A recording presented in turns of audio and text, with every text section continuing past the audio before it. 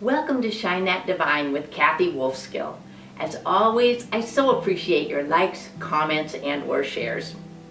This past week started out with a bang, quite literally.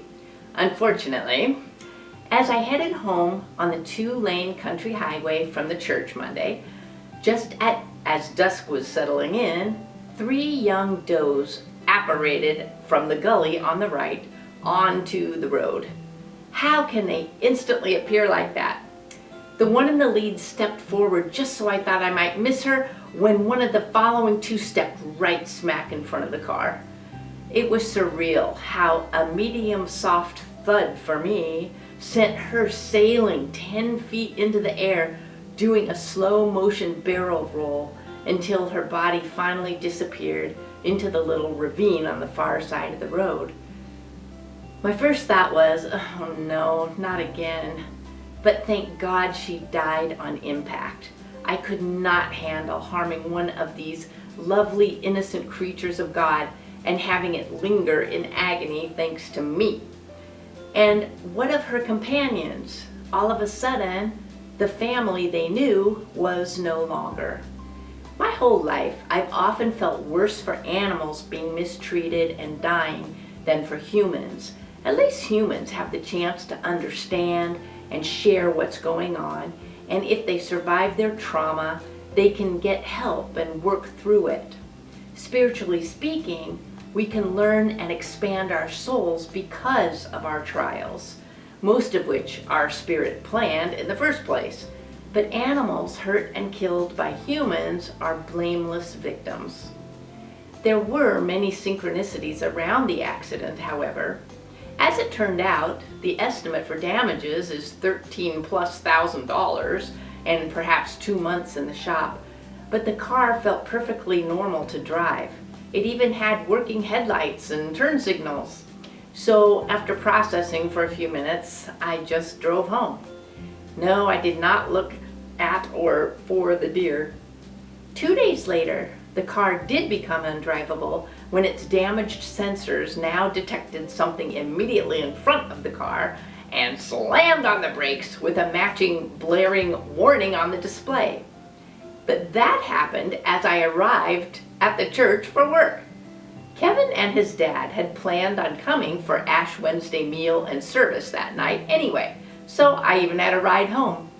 The tow truck driver said he'd pick it up the next morning and deliver it to the repair shop during open hours so it wouldn't sit out. I didn't even have to wait for him. Needless to say, this was a prime upset on which to apply all my spiritual tools of the trade. On and off through the week, the lesson acceptance was front and center. And as I made my way home from the accident, I told myself, all of us die. Some have short lives and some have long lives. All things pass. All things pass.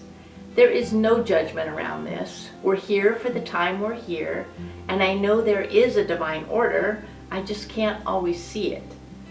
A podcaster I follow had mentioned twice in rapid succession how, when spirit is trying to get our attention, first we get a whisper, then we get a tap on the shoulder, then we get a knock on the head, and then, if we're not listening, a disease or an accident. I sat down for a long session with my guides. Was I ignoring guidance? No. They said that it's good to have a challenge arise now and then, and life has been pretty quiet lately. Compared to many, this was an easy lesson. But why did I have to kill something? Because it's an exercise for me who has trouble accepting that. Realize that the doe was not harmed. Animals don't carry karma, and they don't think of dying with the stories and meanings that we attach to death. It's a continuation of life.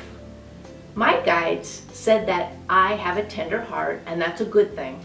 Her death served as a trigger that allowed me to feel this sadness and have old grief come up for release in the process. They said it's helpful for me to know that even smooth lives that consciously operate from a higher place are not free of upsets and challenges. No one is immune. It's why we're here. It's an opportunity for deeper experience and soul growth. They repeated several times the words, "No harm was done." No harm was done. I even gave the insurance company and the repair shop and Toyota and the rental place business, I gave them a reason to be and an opportunity for those people to be of service. It was an opportunity for me to practice acceptance, gratitude, and compassion for the deer, and especially, they said, for me.